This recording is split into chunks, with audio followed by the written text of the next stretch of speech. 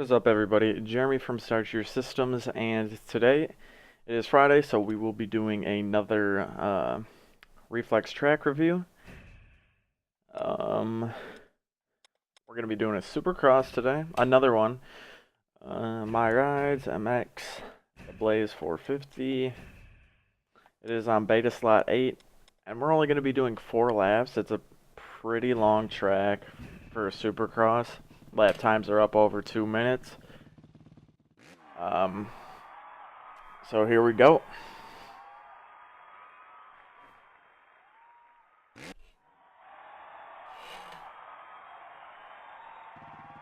Alright, as you guys can see, I have changed up my gear a little bit. I downloaded a new skin pack. And I'm absolutely in love with these boots that I'm wearing right now. The Galaxy Tech 10s. I don't know what it is about them, but very big fan of them. The pack includes all the new colorways for the new Tech 10s, so that's really cool. But enough about what I'm wearing, because this is a track review. Now, last week I reviewed a Supercross track, and it was really wide open, and wow, that's the first time that I got that quad right there. But it was really wide open, and it didn't really feel like a Supercross track. This track is the complete opposite. It's really tight. It it just has that really nice Supercross feel to it. Maybe it's a little too tight in some areas. Like, the track's not very wide, which could be a problem if you're playing around with friends on it. Not a lot of room for passing, but then it kind of opens up a little bit, like right here. It gets a little bit wider, so I don't know if the creator kind of was adding sections in last minute or whatnot, but see this, actually not really. This is, it tightens up at the end here, but ooh, the start of it is pretty wide, and then this one pretty wide as well, as I completely butchered those two rhythms. Anyways, I think I should tell you guys the name of the track and the creator. It is ColdHedge Supercross, and it is made by the C4 Detonator. It's the newest track that was released on ReflexCentral.com.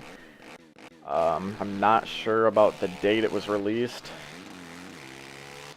But that section right there, it's like a mud section. It's really, like, bogs you down. You've got to keep the gas on, otherwise you're going to lose all your momentum. And, so, one lap through the books, and, oh, that's the farthest I've jumped right there. I don't think it's possible to quad right there, though. I only turned a few laps. I set the laps to 10 when I was trying the track out, and I actually had to quit out because that would have been way too long. Because like I said, the lap times are up over 2 minutes. At least for me. I don't know if people can get under 2 minutes, but... And this split section, I don't know what the fast line is. Because right there, like, I don't know if it's possible to jump up onto that table. So I think the inside might be quicker, and I'll show you guys what the inside looks like next time around.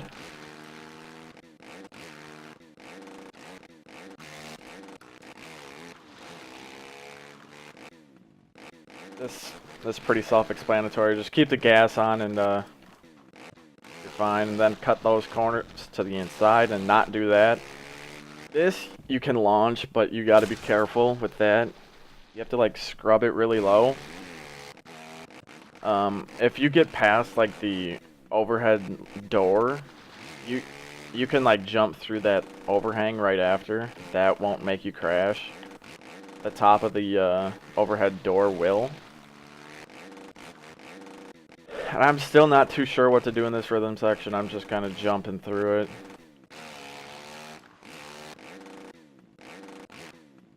Oh, that's not good, because now I'm not going to clear this big triple. I like this feature right here. Nope. You know, it's kind of like a wide open, just, you know, kind of relax a little bit. And just kind of get some big air over the triple. I like that feature. See, like I think the mud starts in that rhythm. And then, obviously, I didn't get a run through this section, and my front tire caught. And then, soon after, it turns right back to dirt. And I don't like this little S corner thing. Because if you don't get it just right, then you're pretty much just fucked. And that's right after the start, so that's probably not a good idea. Or not like it's probably not too fun. With other people.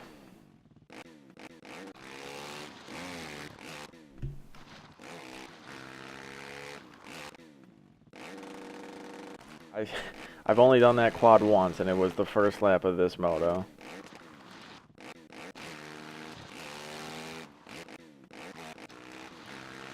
Alright, I'm going to take this inside here. I thought that was the finish line the first time I played this track. Oh no, and I messed it up. Usually what I do on that inside is I'll double, and then I'll just step on, step on, step on, and then step off. It's pretty quick, so... Oh boy. Okay.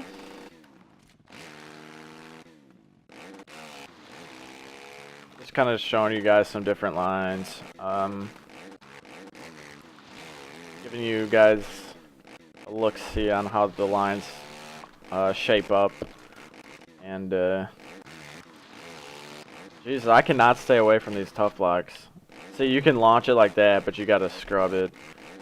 I just cranked my sticks like crazy right there just to scrub just enough.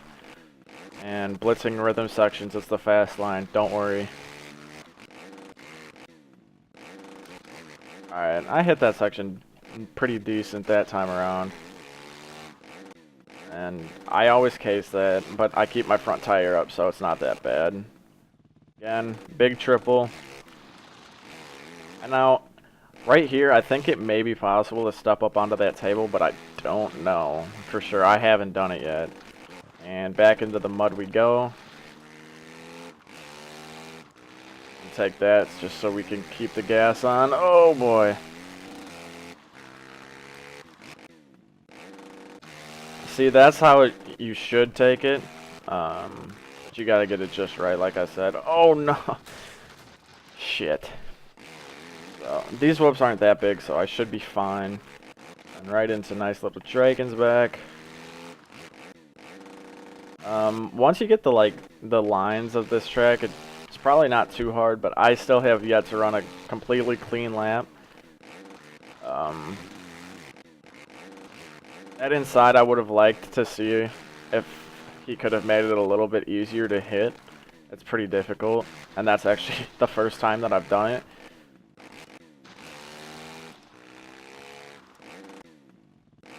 Alright, let's see if I can hit this inside now. There we go. And then you just on, off.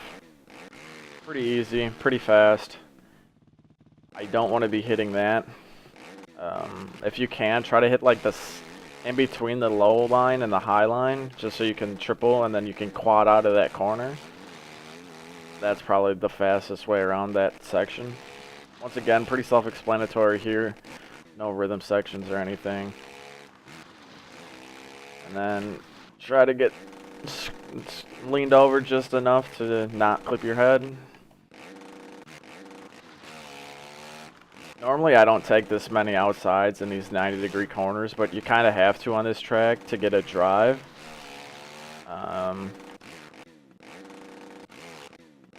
In the description of the little track thread thing, he said he tried to make it as realistic as possible. And I think he did a pretty decent job with that. With how like tight it is and how technical it is. But layout-wise, this isn't really a Supercross track. I mean, it's got that Supercross feel to it, but nowhere near the length of a normal Supercross track. It's like 2 Supercross tracks in one. But he definitely thought outside of the box, which is really cool. Oh boy. You know, I like my realism, but sometimes it's just fun to, you know, get on the game and find a track that's just fun, you know. So I think this is a pretty decent mixture of realism with like how tight and technical it is, but then the fun factor of how long it is, and some of these sections are pretty cool. Oh boy. Oh shit. Alright. Still gonna be able to double on, off. But like I was saying, it's always nice to just, you know, have some fun with the game. I know anybody who really plays like a racing game of any kind, it doesn't just have to be motocross. You know, just car racing, whatever, MotoGP. I'm pretty sure, you know, oh shit. I'm pretty sure like 95% of those people are competitive, so it is nice to be competitive, but I think you always got to take a break from the competitive side of things and just have fun with the game. That's pretty much what keeps me playing Reflex for how old it is.